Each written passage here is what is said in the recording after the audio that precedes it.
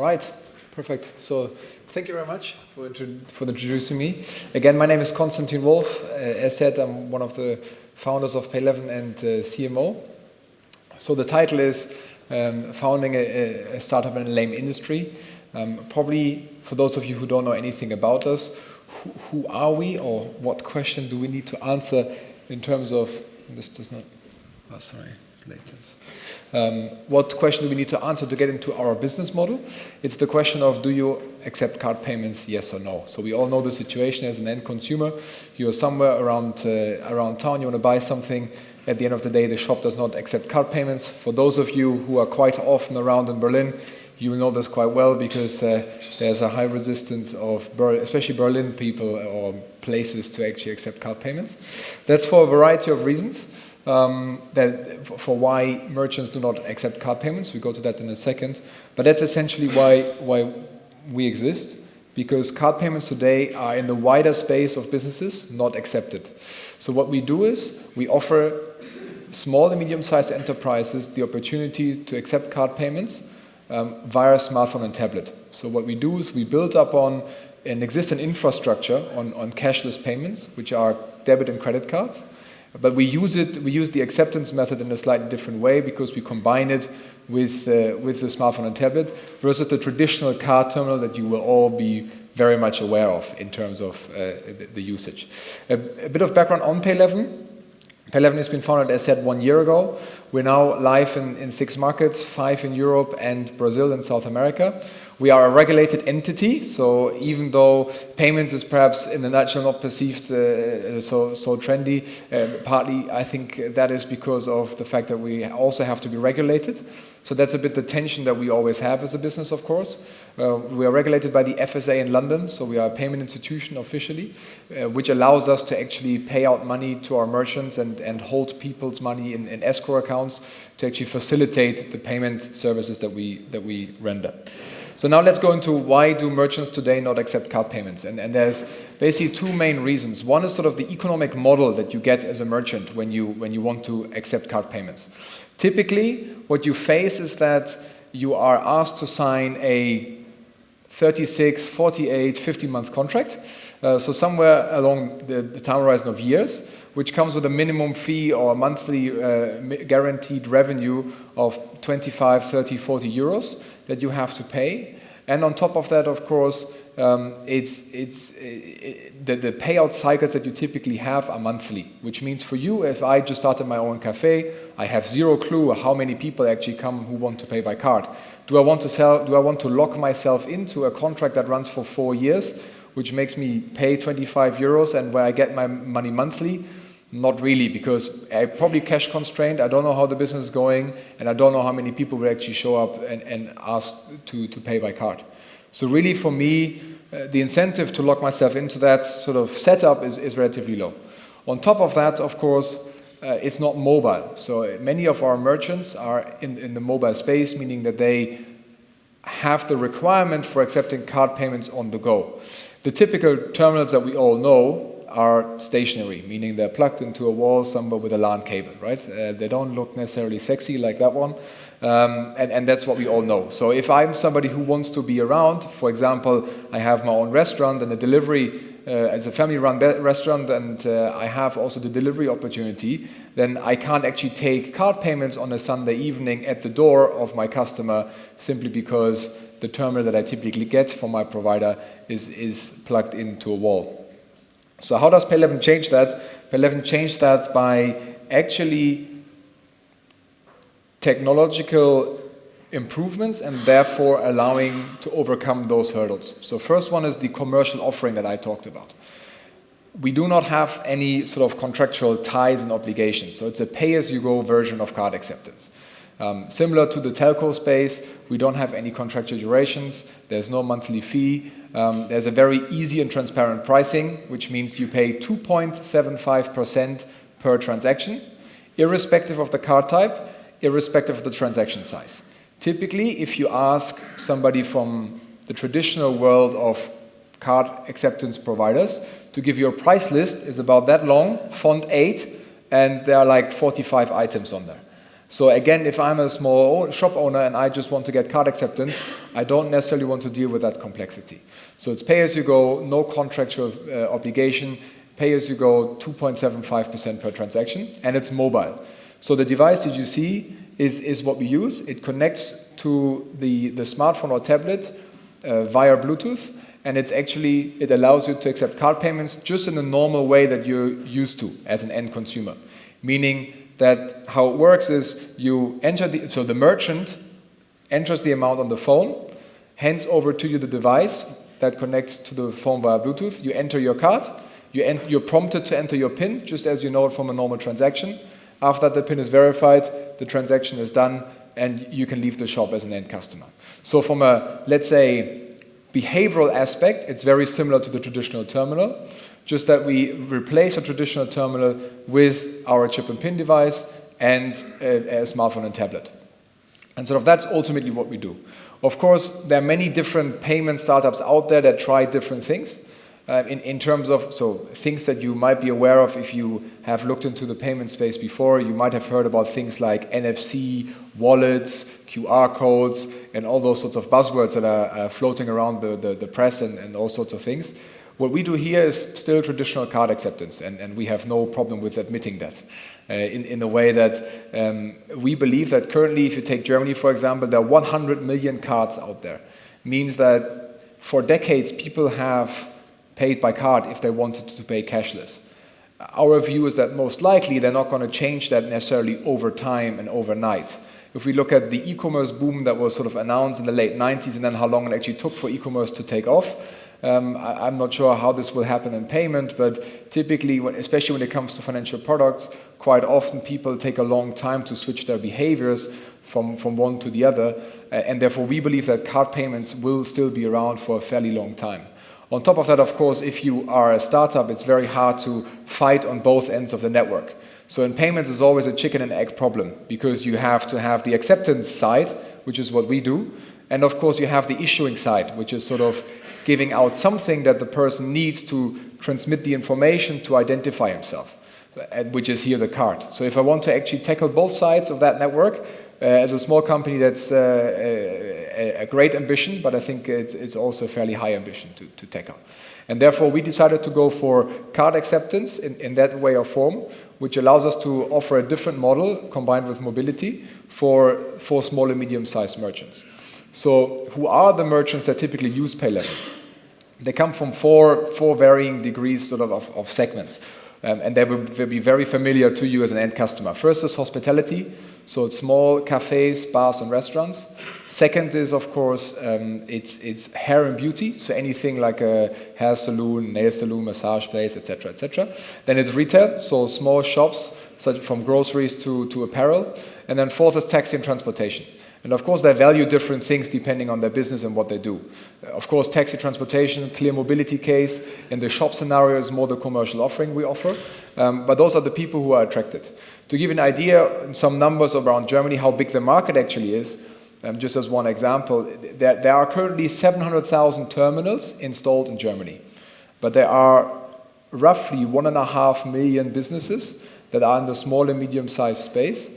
And the 700,000 terminals actually are to 60–70% attributable to the large chains. So those are the petrol stations, the department stores, the grocery retailers, etc. So it's actually only a couple of 100,000 terminals in the space of 1.5 million small and medium-sized enterprises who today do not offer card acceptance. Just to give you an idea, and if you actually walk around very consciously and think about where you can pay by card and where you can't pay by card, you will realize that in actually quite a lot of instances, especially in sort of Germany and also Southern Europe like Italy, there's a very limited opportunity to pay by card today. So why are we capable of doing that in the way of why is it possible to offer this business model as pay-as-you-go, and how do we deviate from like traditional acquirers, if you like? So a traditional card acquirer has a certain set of processes, and that's very much legacy-based, if you like. Of course, stuff has been built over time, and they have a certain set of doing business. Just like we heard from Allianz, there's a certain legacy that you have, And if you go along sort of the value chain, along the different steps that you have to take to become a merchant and to offer card acceptance, the way it's currently done, it's very much based on the terminals that you know, which cost a couple of €100 and are very much stationary if you buy one. On top of that, the acquisition of a merchant is very much done in the direct sales model.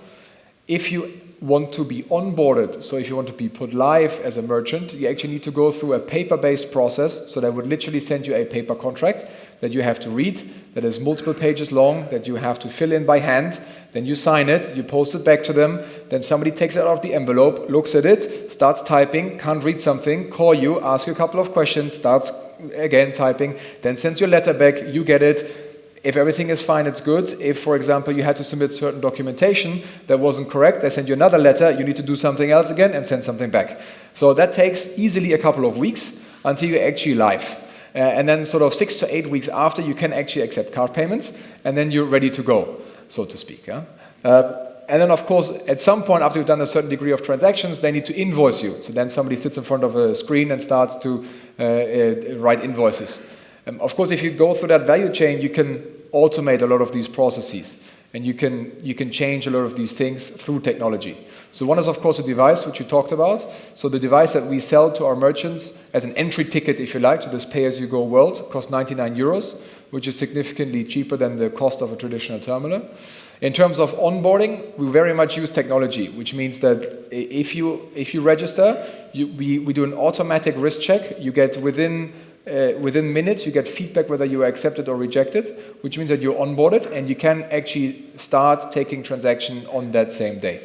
So that's in terms of the speed difference that we offer versus traditional methods. So instead of waiting a couple of weeks, you have to wait more or less, if you like, include the shipping time for the device, maximum 1 to 2 days until you can actually start taking card payments. So that's just to give you an idea of how fast we go versus other people traditionally in the market to put somebody live.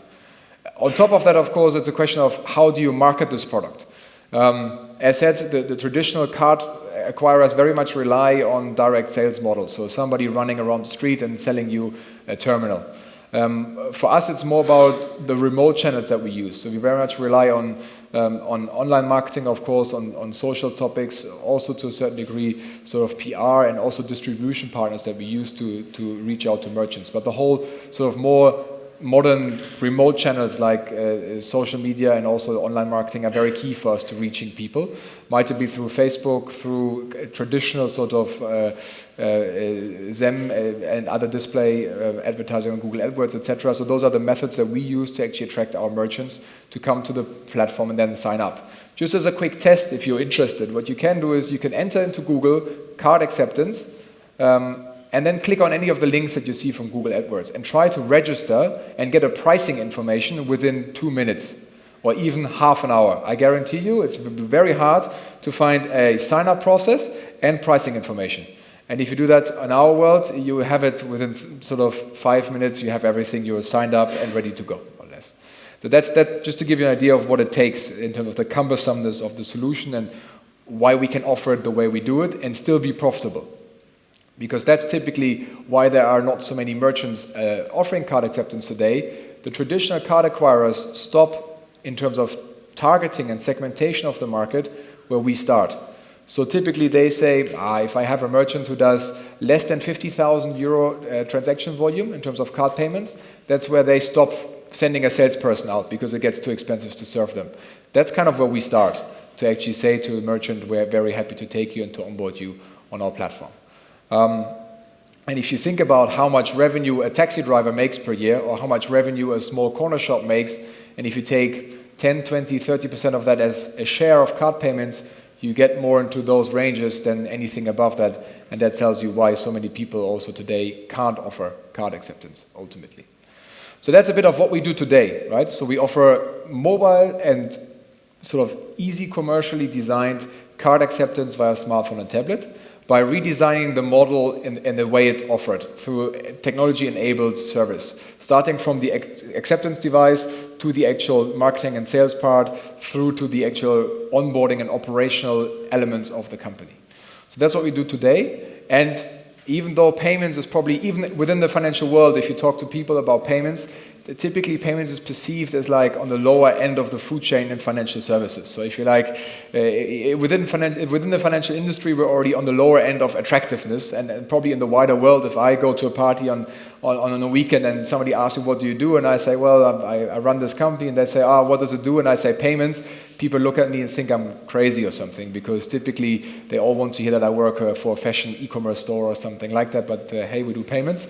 But nevertheless, I think it can still be interesting, it can still be exciting, and of course it also, what we do now is we also give it a bit of a modern twist, I shall say, by redesigning those elements and slightly changing the way the industry is run.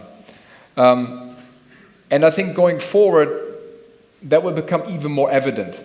So what I mean by that is, what will make a difference between a payment provider today and a payment provider in the future, besides those elements that I highlighted, sort of the typical, what's the commercial offering, etc., etc. For us, it's about what else you can do for your customer. So if you think about being a small shop owner, so let's say you run your own little grocery store, so a fruit and vegetable store. You have to think about how to get more customers, how to retain your customers, how to keep track of inventory, how to do accounting and finance, how to deal with the tax side of things. There are all sorts of things on your mind that you have to deal with, because it's your business and you run the business. And there's nobody else in a different department who can take care of that, because it's only you. And perhaps one or two people you employ, but that's about it. And thinking about that, the small and medium-sized merchant has tons of things on his mind, but has very little solutions today that he can use to make his life easier and more effective in running the business. And that's ultimately where we want to develop to, and what we believe is the sort of the future in serving small and medium-sized enterprises is building a solution platform for them, again, very much technology enabled through mobile devices, etc., that you can offer them more than just payment. Because just putting a terminal there and say, okay, now we're happy for you to accept card payments, from our view, is not going to be enough going forward. It's about doing more, and that's also what will differentiate beyond the commercial model and the mobility card payments or payment provider in the long run, because there's so many things built around payment, such as accounting software and back-end solution, as much as sort of commercially driven stuff like loyalty and customer acquisition, that we believe we can build up on, because at the end, payment is very much about trust. If you think about doing payments, somebody actually trusts you in handling their finances. And once you're at that stage and you have, if you like, gained that trust, then you're at a point where you can much easier offer additional services that also require a certain degree of trust, but probably not as much. And that's why we think starting with payment also puts you in a very advantageous position to actually do that. That's basically just reiterating the part of the holistic vision. And on that note, I would just like to finish and open for questions, if there are any.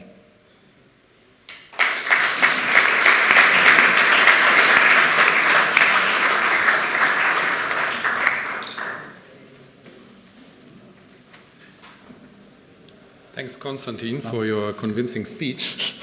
Any urgent questions to him? Yeah.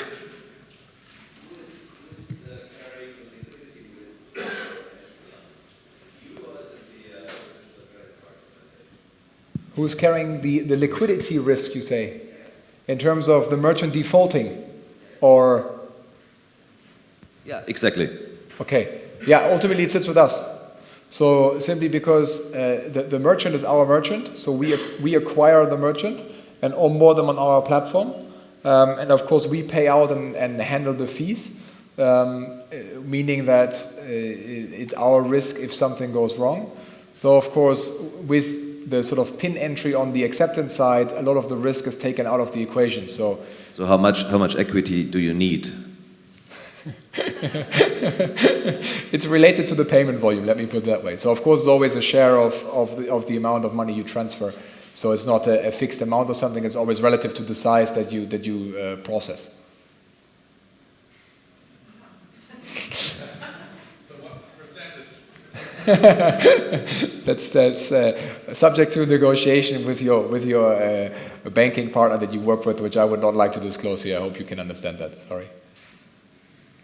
But it's of course also dynamic, right? It's not one, it builds over time, B, it depends on the relationship you have and sort of the experience you gather over time, because ultimately it's all about the chargeback risk, as they call it in the card industry, because the risks, of course, that typically in the signature-based world, what happened is that somebody, you all know this from your stays at the hotel, suddenly you get a bill that the hotel charge you for something out of the minibar, and then you can either be a nice guy and call the hotel and say, I think you charged me something incorrectly, and they can do a refund, as it's called, technically speaking, or you just call your bank and say they charged me something I didn't do, and then they will do a chargeback, as it's called, which then adds to the liquidity problem, because in that scenario, kind of you need to handle, then ultimately if that chargeback is initiated and the hotel is not there anymore, then you have a problem, because suddenly the bank who gives out the card gives the money back to the end customer, the merchant doesn't exist anymore, and then sort of we are next in line to cover the money.